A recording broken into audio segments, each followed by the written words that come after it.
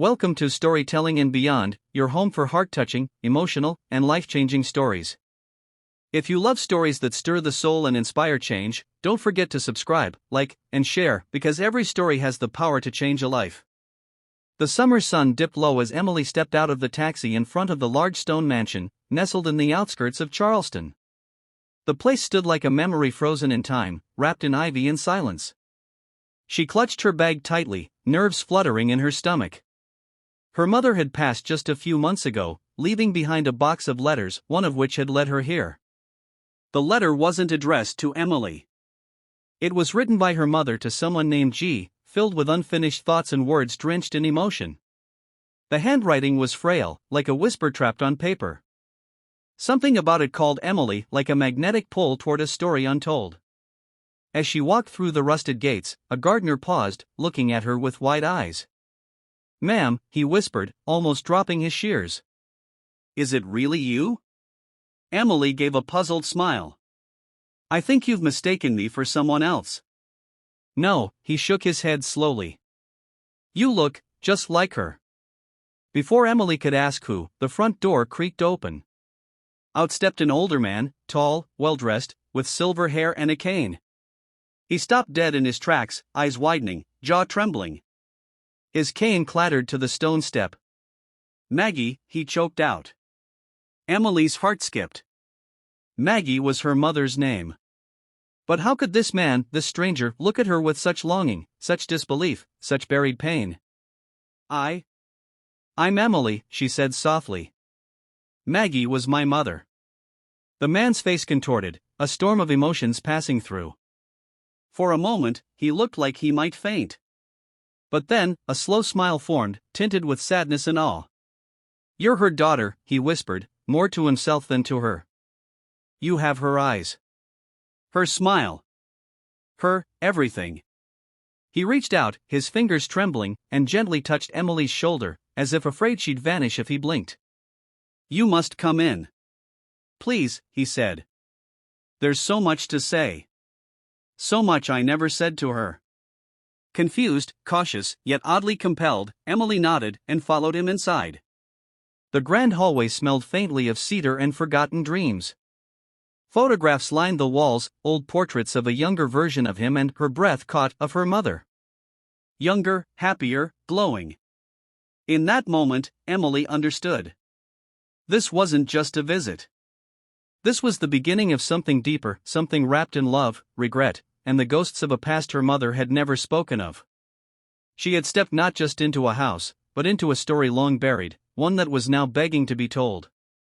The house was quieter than any Emily had ever stepped into, yet it felt oddly familiar, like a half-remembered lullaby. The man, who introduced himself as Gregory, led her into a sunlit room filled with relics of time. Framed photos, books with dog-eared pages, and a piano layered with dust but lovingly maintained. His hands trembled slightly as he poured her a cup of tea.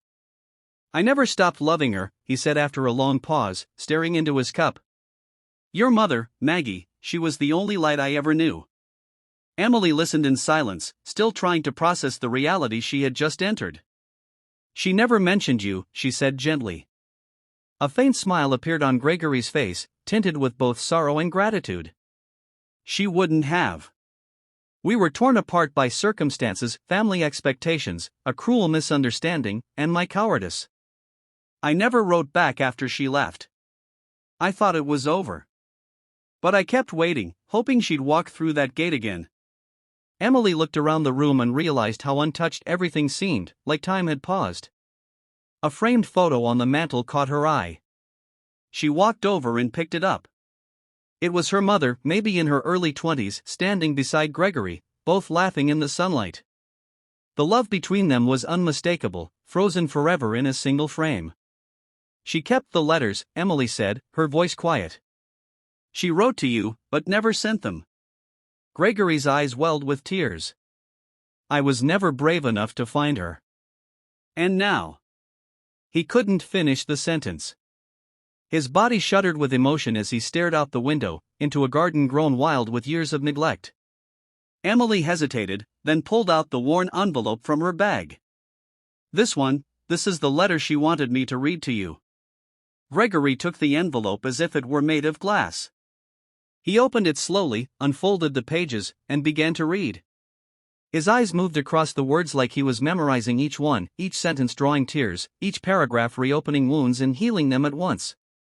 When he finished, he looked at Emily not as a stranger, but as a part of the woman he had loved and lost. "Thank you," he whispered. "For coming. For bringing her back to me in the only way possible." Emily nodded, feeling the depth of the moment settle into her bones. She wasn't just discovering a piece of her mother's past, she was living it. Carrying it. Healing it.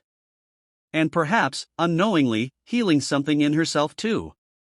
Emily found herself visiting Gregory more often. What began as a courtesy visit slowly turned into a habit. There was something comforting in the old man's presence, in the stories he shared, tales not just of Maggie, her mother, but of a younger world filled with handwritten letters, stolen glances, and dreams that had once run parallel to hers.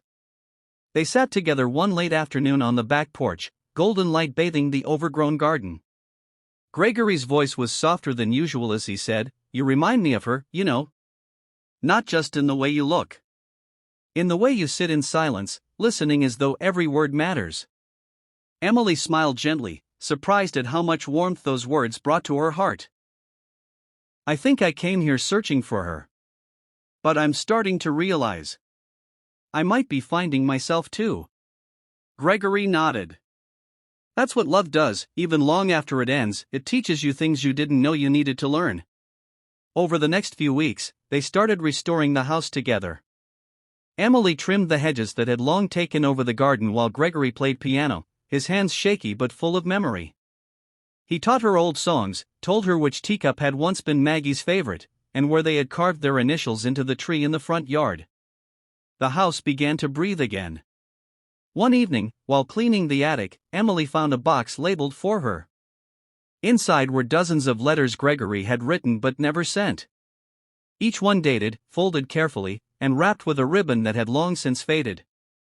They were love letters, apologies, poems, and hopes frozen in time, waiting.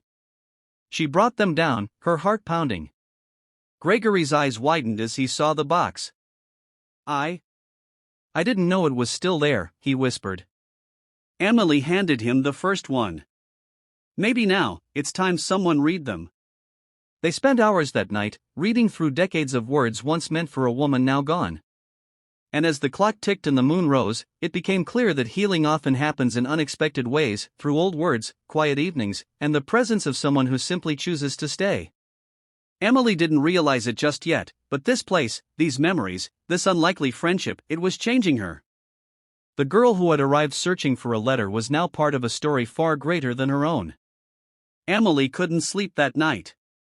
Her mind kept playing the moment over and over, Mr. Bennet's soft voice calling her by her mother's name, the way his eyes had welled with tears, the confused warmth in his expression. She had left the room silently, unsure whether to feel sorrow or something else entirely. Now, in the deep stillness of night, her heart ached with more than confusion. The next morning, the mansion was wrapped in mist. Sunlight filtered gently through the long white curtains, giving the living room an almost ethereal glow. Emily stood at the edge of the stairs, looking down, hesitant. She knew she had to talk to him, not about the misunderstanding, but about the story he had left unsaid. Downstairs, Mr. Bennet sat near the grand piano, staring at an old photograph in his hands. Emily walked slowly toward him, her footsteps soft on the marble. He looked up. For a moment, he didn't speak. "I'm sorry about yesterday," she said, breaking the silence. He placed the photo beside him. "No, child. I should be the one apologizing. I thought time had numbed me, but when I saw you, it was like the past had returned in living color." Emily sat beside him, her hands clasped. "Was it my mother?" He nodded slowly. "You look just like her. Same eyes, same kindness in your voice. She was my first love. We were engaged, once." Emily's breath caught. A story she had never known was now unfolding. "She left me one day," he continued, voice low. "She never explained why. Just vanished. My world crumbled that day. And I became a shell." until I saw you." Emily's eyes welled. Her mother had never spoken of a man named Bennett. But now, in this house full of echoes and regret, pieces of a forgotten puzzle were finding their place. "I think she loved you," Emily said gently. "Maybe life just got in the way." He chuckled dryly. "Or maybe fate thought it best to reunite us in another form." He looked at her, not with confusion this time, but with clarity. "You've brought something back into this house, Emily. Not just memories. Light. Forgiveness." She didn't know what to say. Her heart felt heavy and light at the same time. Somehow, they had both become healers in each other's lives. The silence between them wasn't awkward anymore. It was filled with understanding. A bond neither of them could explain, but both felt deeply. Outside, the mist was beginning to lift. The rain had begun to fall again, softly at first, like a whisper from the sky unnoticed, but slowly soaking everything. In the dim light of the hospital corridor, Emily sat beside her father's room, her mind a whirlwind of everything that had happened. The revelation, the mistaken identity, the hidden truth of her mother's past, all of it collided in her heart with a force she hadn't expected. Inside the room, her father, John, lay awake. His eyes, once clouded with confusion, now held clarity. He had finally realized that the woman he had been mistaking as his long-lost wife was, in fact, his daughter. And in that realization, something inside him shattered and healed at the same time. Emily walked in slowly, hesitant but composed. She carried in her hands an old, faded diary, the one she had found hidden deep inside a chest at home, the one her mother had written in during the years of her quiet suffering. John looked up, the corners of his lips trembling with emotion.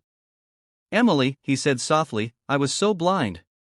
Not just now, but all those years ago. I didn't see what your mother went through. I didn't understand how much she carried alone." Emily sat beside him and placed the diary on the bedside table. "She forgave you long ago, Dad," she said, her voice a blend of pain and peace. "She wrote about it in here. Even when you left, even when life turned cold, she never let bitterness grow in her heart." He reached for her hand, his own trembling with age and guilt. "I don't deserve your kindness," he whispered. "I don't even deserve your presence here." Tears welled in Emily's eyes, but she held them back. "You're my father," she said gently. "And I believe people can change. Life gives us moments to redeem ourselves, not for the past, but for the future." At that moment, a nurse entered quietly. "Visiting hours will end soon," she said softly. John nodded. "One more minute," he pleaded. Emily stood and kissed his forehead. "Rest now. Heal. And when you're ready, we'll talk more. Not about the past, but about what we can still build together." As she stepped out of the room, she felt the burden on her heart lift. Not completely, but enough to breathe again. Outside, the rain had stopped. The air smelled of wet earth and new beginnings. She looked up at the sky and whispered, "Mom, I hope you're proud." Across the city, life moved on. Cars honked, lights blinked, and people carried their own silent stories. But in that hospital, in a quiet corner of the world, one story found its resolution. A story of mistakes and redemption. Of love misunderstood and love rediscovered. Of a daughter who chose compassion over blame. And that is what we bring to you every time on Storytelling and Beyond, real, raw, and emotional journeys that touch the soul and remind us of what truly matters. If this story moved you even a little, we invite you to subscribe to our channel, Storytelling and Beyond, for more heart-touching, motivational, and deeply human stories. Thank you for watching. Until next time, keep believing in the power of kindness, forgiveness, and second chances.